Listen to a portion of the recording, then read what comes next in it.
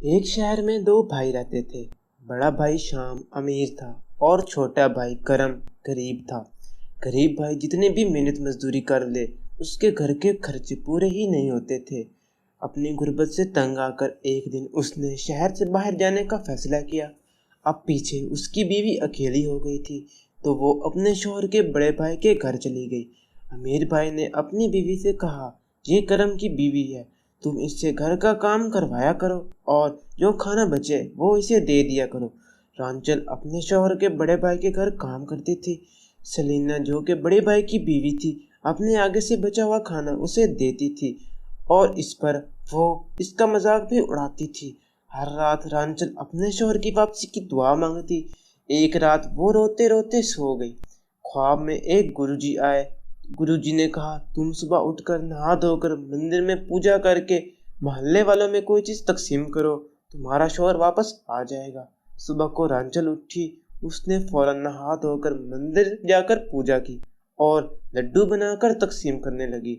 वो एक लड्डू सलीना के घर भी ले गई।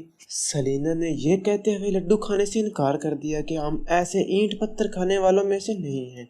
रांचल दुखी मन से वो लड्डू वापस लेकर आ जाती है।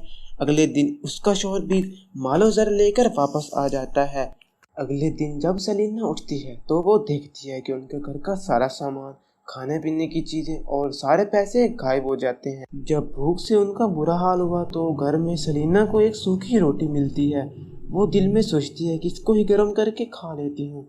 यूं ही सलीना उस रोटी को हाथ लगाती है तो वो रोटी गायब हो जाती है। फिर शाम कहता है, चलो मेरी बहन के घर चलते हैं, वहाँ खाने को तो कुछ मिलेगा। दोनों मियाँ बीवी घर को ताला लगाकर चल पड़ते हैं। रास्ते में उनको एक आम का पेड़ नजर आता है। सलीना ने शाम से कहा, जाओ आम तोड़कर ले आओ। शाम आम तोड़कर ले आता है। यूं ही सलीना आम को हाथ लगाती है, आम गायब हो जाता है। ये देखकर वो दोनों हैरान हो जाते हैं। आखिरकार वो अपनी बहन के घर पहुंच ही जाते हैं। बहन उनको देखकर बहुत खुश होती है और उनके लिए खाना पकाती है, लेकिन हाथ लगाते ही वो खाना भी गायब हो जाता है। सुबह हुई तो शाम सलीना को कहता है, यहाँ का राजा मेरा मित्र है, चलो उससे मिलते हैं, शायद वो हमारी मदद कर सके। शाम और सलीना दोनों बादशाह की तरफ चल पड़ते हैं। बादशाह उनको रहने के लिए अलग कमरा देता है और हुक्म देता है कि मेहमानों को 7 किस्म का खाना दिया जाए।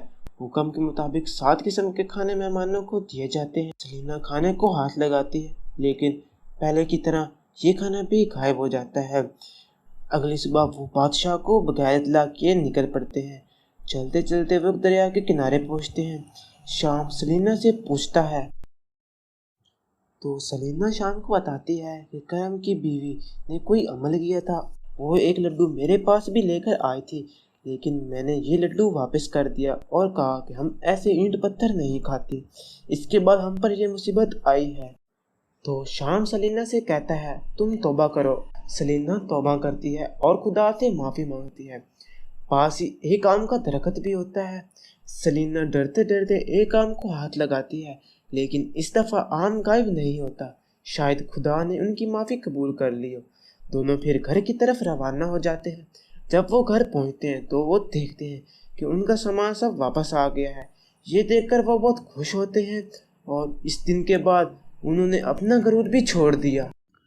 तो दोस्तों, इस कहानी से हमें ये सबक मिलता है कि कभी भी गरूर नहीं करना चाहिए और गरीबों को अपने आप से कमतर नहीं समझना चाहिए।